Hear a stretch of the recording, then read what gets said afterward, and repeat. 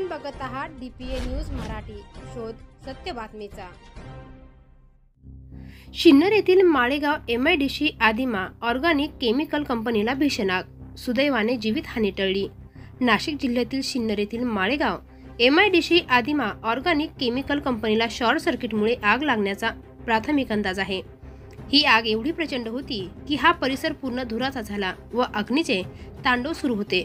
या आगीच्या स्थानिक प्रशासनाला माहिती मिळताच सिन्नर येथील अग्निशामक बंब व तहसीलदार व सिन्नर पोलीस स्टेशनचे अधिकारी घटनास्थळी दाखल झाले।